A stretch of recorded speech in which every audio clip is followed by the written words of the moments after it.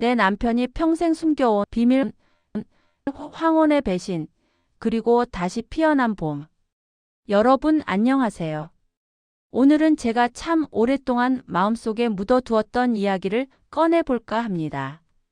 창밖으로 봄볕이 드는 날, 저는 작은 갤러리 카페에 앉아 따뜻한 차 한 잔을 손에 쥐고 있었습니다.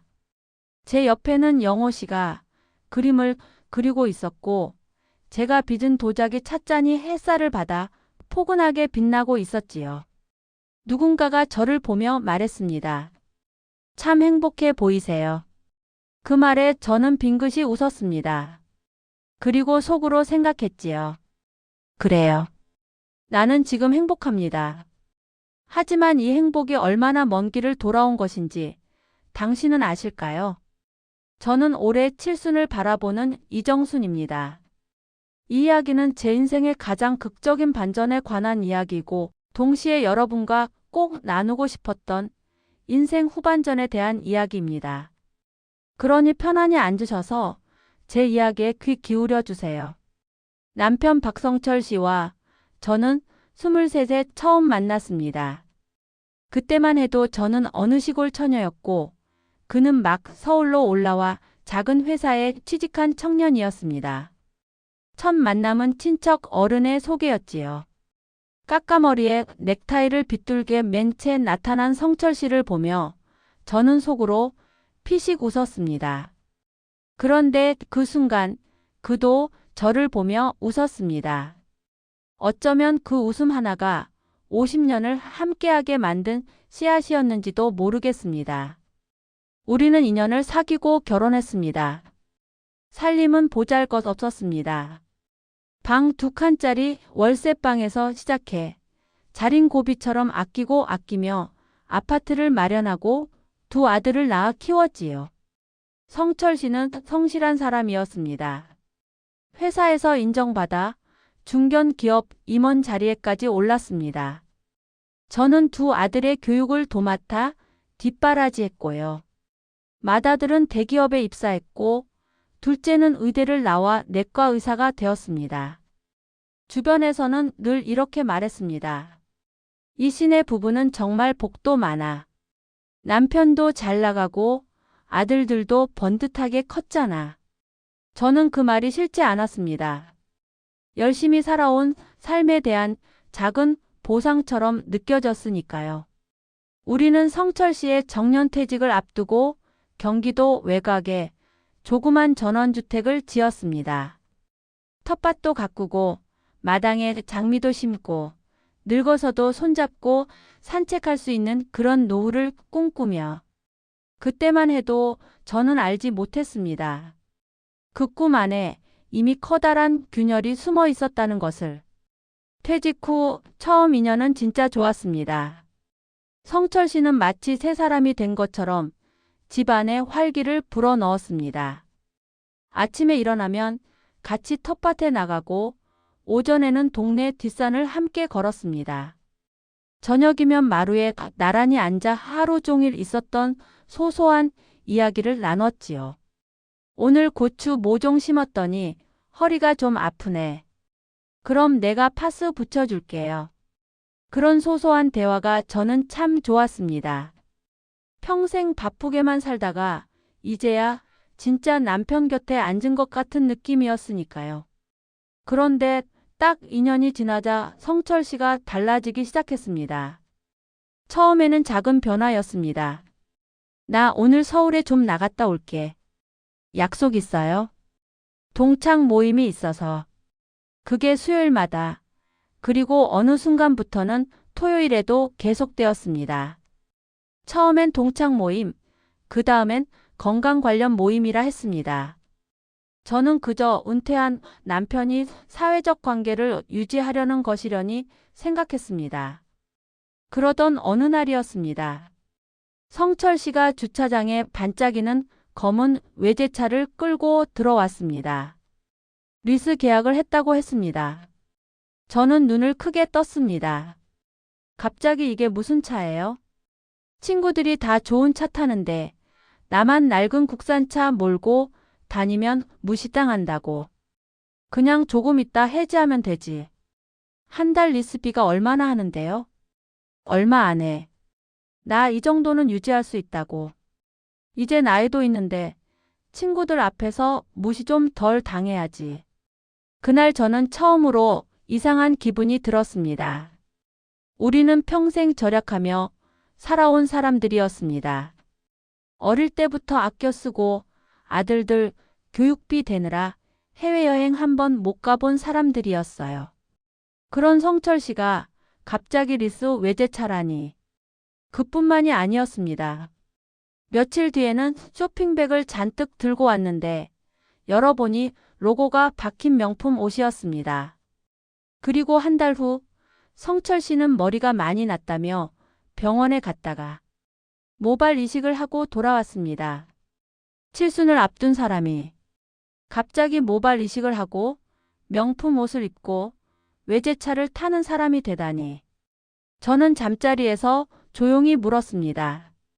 성철 씨, 요즘 왜 이렇게 달라진 거예요? 그는 한참 천장을 바라보다 말했습니다. 나이 들수록 사람이 좀 바뀔 수도 있는 거잖아. 그동안 아끼고 살아왔으니 너무 그러지 마. 저는 그 말을 믿었습니다. 아니, 믿고 싶었습니다. 그해 가을이었습니다. 우리는 마루에서 저녁을 먹고 있었습니다. 성철 씨가 숟가락을 들다가 갑자기 고개를 기울이더니 그대로 쓰러졌습니다. 성철 씨, 여보. 저는 119에 전화하며 덜컥 겁이 났습니다. 손이 부들부들 떨렸습니다. 구급차 안에서 성철 씨의 손을 꼭 쥔 채 저는 온갖 기도를 다 올렸습니다. 제발, 제발 괜찮아야 해. 병원에서 진단이 나왔습니다. 뇌졸중. 다행히 빨리 발견해 수술은 잘 됐다고 했지만 한동안 입원 치료가 필요하다 했습니다. 저는 병실을 지키며 밤새 간병을 했습니다. 밥을 거르기 일쑤였고 복도에서 잠깐 눈을 붙이다 깨기를 반복했습니다. 그래도 성철 씨 곁을 떠날 수 없었습니다. 50년을 함께한 사람인데 당연한 것 아니겠습니까? 그런데 그 간병 사흘째 되던 날이었습니다. 성철 씨가 깊이 잠든 사이 그의 휴대폰이 진동을 했습니다. 화면을 보니 김 실장이라는 이름이었습니다. 저는 처음엔 그냥 두었습니다. 그런데 10번도 넘게 전화가 왔습니다. 혹시 회사 관련된 급한 일인가? 싶어 저는 마침내 전화를 받았습니다. 수화기 너머로 들려온 것은 젊은 여자의 목소리였습니다. 성철 씨, 왜 이렇게 연락이 안 돼요? 회장님 비서실에서 급하게 찾는다고요. 유산 안 받을 거냐고요. 왜 약속을 안 지키시는 거예요? 저는 천천히 말했습니다. 저는 이정순인데요. 박성철 씨 아내입니다. 남편이 지금 입원 중이에요. 혹시 잘못 전화 주신 건 아니실까요? 잠시 침묵이 흘렀습니다. 그리고 전화가 끊겼습니다. 회장님 비서실, 유산, 약속. 저는 그 말들이 머릿속에서 맴도는 것을 느끼며 손이 차갑게 식어가는 것을 느꼈습니다. 저는 성철 씨의 의식이 잠깐 돌아왔을 때 그의 손을 잡고 물었습니다. 성철 씨, 김 실장이 누구예요? 유산이니 약속이니. 무슨 소리예요? 성철 씨는 창백한 얼굴로 고개를 돌렸습니다. 아무것도 아니야. 정순 씨가 알 필요 없어. 아무것도 아니야. 알 필요 없어. 그 말이 50년을 함께한 제 가슴에 비수처럼 꽂혔습니다. 저는 손을 놓았습니다. 그리고 그가 다시 잠들자 조용히 휴대폰을 들었습니다. 메시지 앱을 열었습니다. 김 실장과의 대화창이었습니다. 마이너스 회장님께서 성철 씨를 많이 보고 싶어 하십니다. 마이너스 오늘 저녁은 사모님께 들키지 말고 꼭 오세요. 별채 쪽으로 오시면 됩니다. 마이너스 성철 씨 목대 유산을 정식으로 상속받으려면 서류 작업을 서두르셔야 합니다. 마이너스 회장님도 연세가 있으시니까 시간이 많지 않아요. 서둘러 주세요. 저는 손이 떨렸습니다. 유산, 상속, 회장, 별채. 사모님께 들키지 말고. 이건 단순한 바람이 아니었습니다. 이건 제가 상상도 하지 못했던 이야기가 있는 것 같습니다. 나중에 저는 변호사를 통해 모든 사실을 알게 되었습니다. 성철 씨는 젊은 시절 처음 사회에 나와 잠깐 일했던 재벌 회장의 혼외자였습니다. 회장은 본처에게서 자식이 없었고 나이가 들며 뒤늦게 유전자 검사를 통해 성철 씨를 찾아낸 것이었습니다. 성철 씨는 은퇴 후 저 몰래 그 회장을 만나기 시작했습니다. 매주 수요일, 토요일의 모임은 그 회장을 만나러 가는 길이었습니다. 그리고 김 실장, 그 젊은 여성은 회장의 비서이자 성철 씨의 불륜 상대였습니다. 명품 옷, 외제차, 모발 이식. 그것은 회장 앞에 나타나기 위해 차려입은 모습이었습니다. 자신이 초라하게 보이기 싫어서. 50년이었습니다. 23세 만나 칠순을 눈앞에 둔 지금까지. 그 긴 시간 동안 그는 이미 다른 세계를 품고 살아온 것이었습니다. 저는 병실 창밖을 바라봤습니다.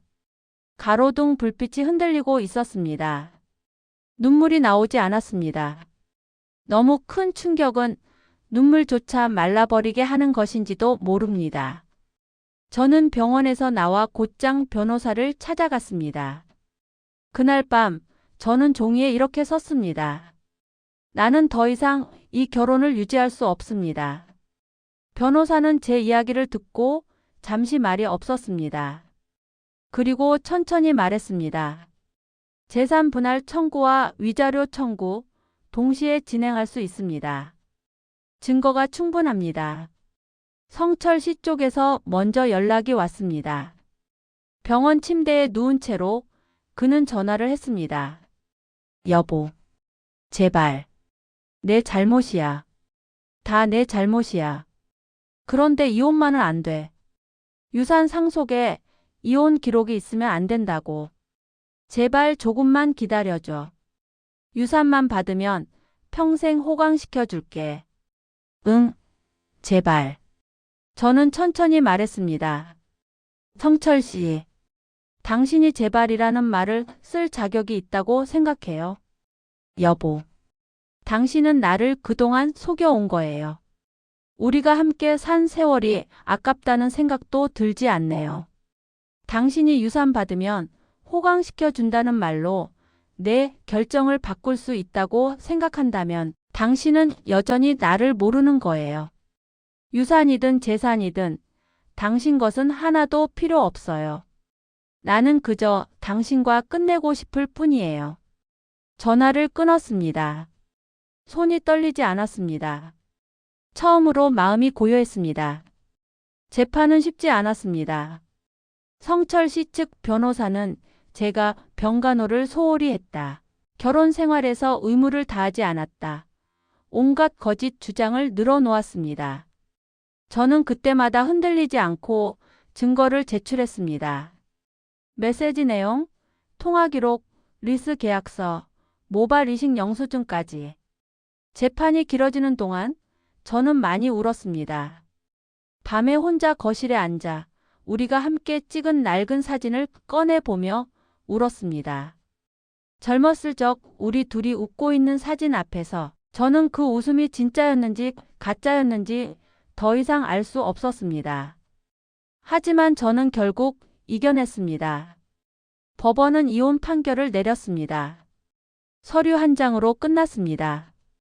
재산 분할로 저는 성철 씨의 퇴직금 일부와 공동명의 재산의 상당 부분을 받게 되었습니다.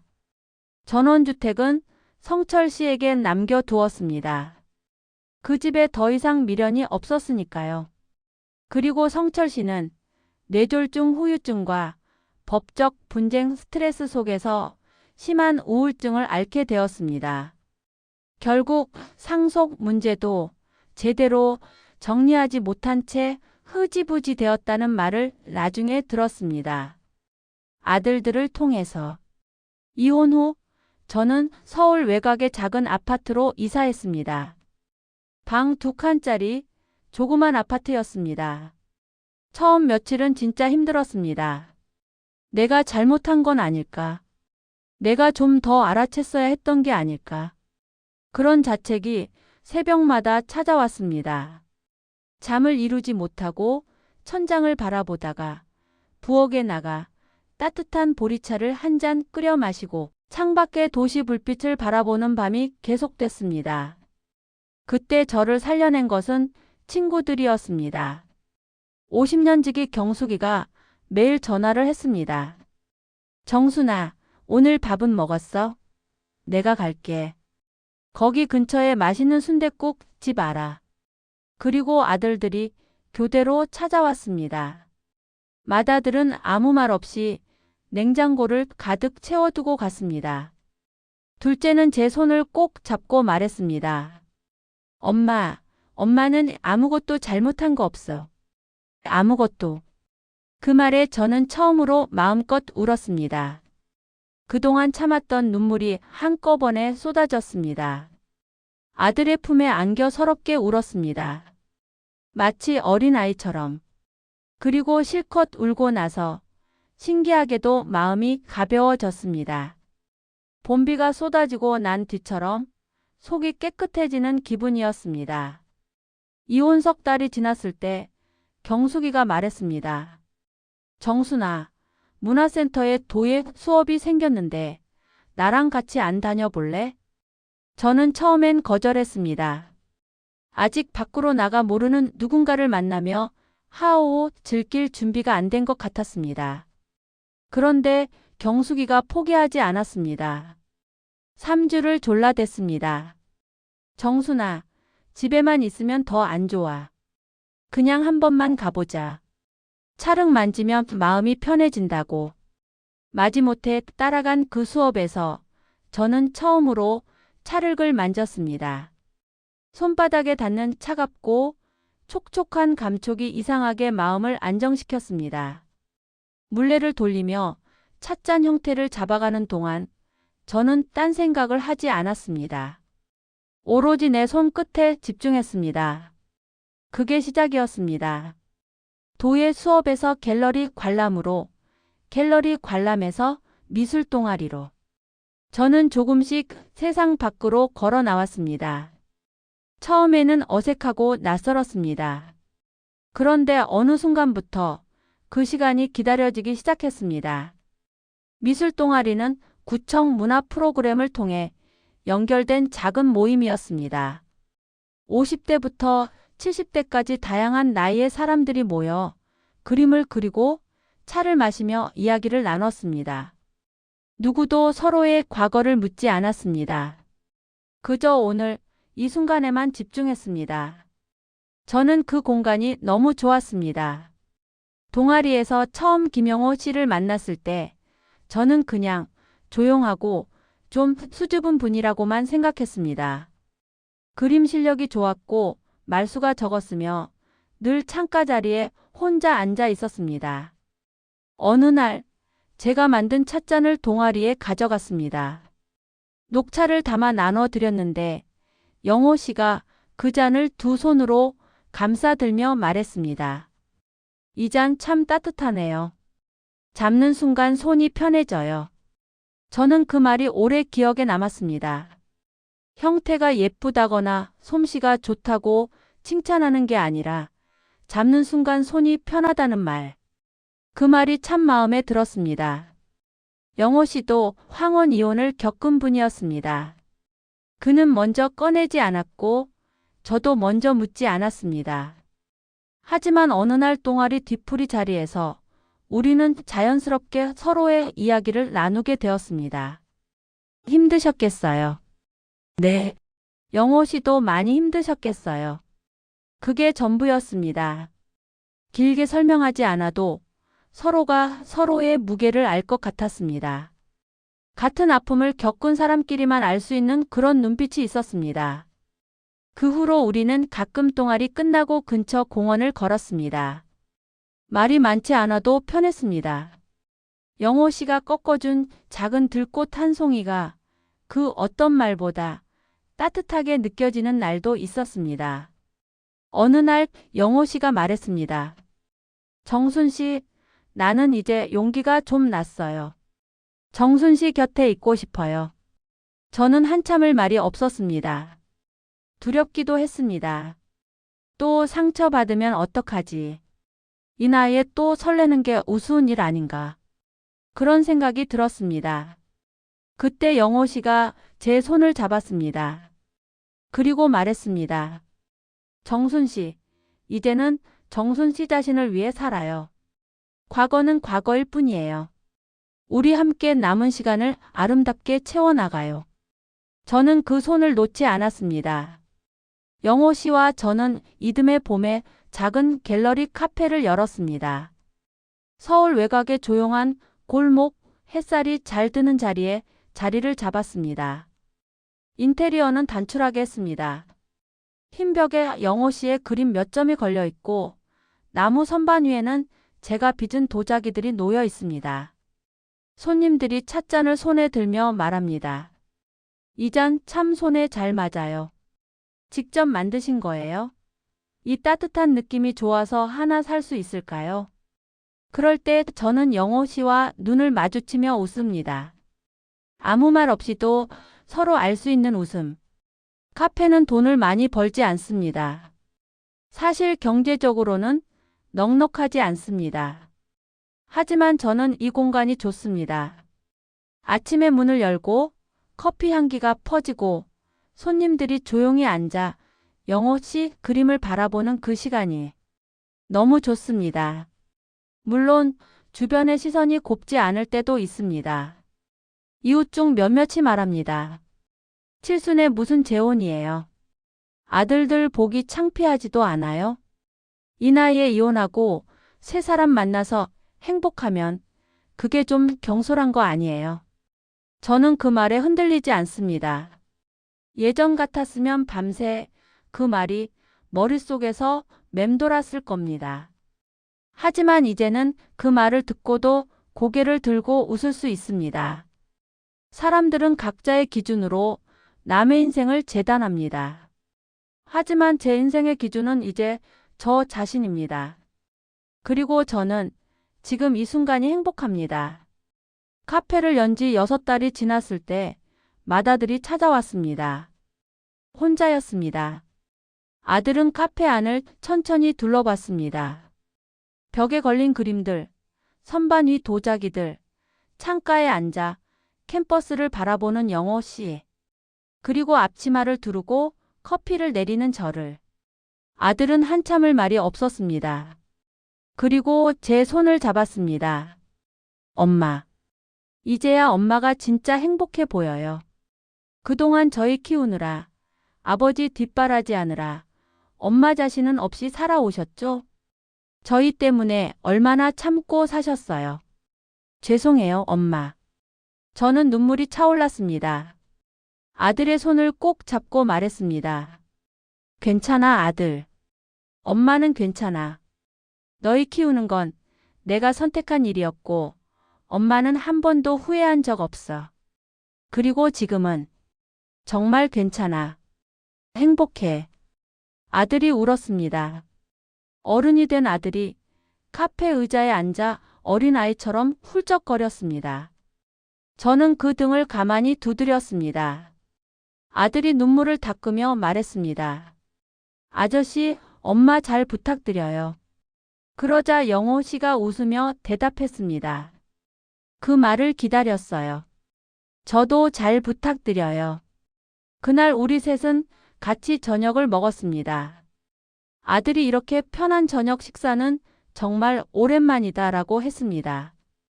저도 그 말에 고개를 끄덕였습니다. 이제 이야기가 끝을 향해 가고 있습니다. 저는 가끔 생각합니다.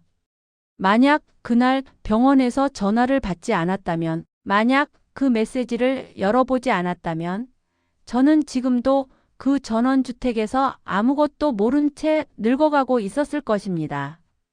그것이 과연 행복이었을까요? 저는 이제 이렇게 생각합니다. 진실은 아프지만 진실 앞에 섰을 때 비로소 진짜 인생이 시작된다고. 50년의 결혼 생활이 끝난 것이 아니었습니다. 그 끝이 저를 위한 새로운 시작이었던 겁니다. 남편의 배신이 저를 무너뜨리지 못했습니다. 오히려 그것은 저를 깨어나게 했습니다.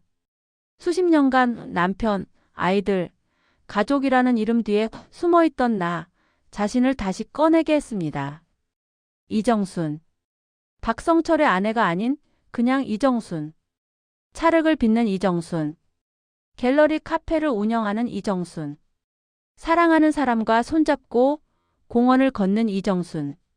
저는 이 이름이 이제 너무 좋습니다. 혹시 지금 이 이야기를 들으시는 분들 중에 저처럼 긴 시간을 누군가를 위해서만 살아오신 분이 계신다면 이 말을 꼭 전하고 싶습니다. 인생의 후반전은 아직 끝나지 않았습니다. 어쩌면 지금 이 순간이 당신 인생에서 가장 자유롭고 아름다운 계절의 시작일 수도 있습니다. 나를 사랑하는 일은 어느 나이에 시작해도 늦지 않습니다. 봄은 누구에게나 옵니다. 오늘 이렇게 시간 내시어 저 이정순의 이야기를 들어주셔서 감사합니다. 여러분의 오늘도 따뜻하고 아름답기를 바랍니다. 그리고 우리 남은 인생 행복하게 웃으며 보내요. 오늘 하루도 고생 많으셨어요.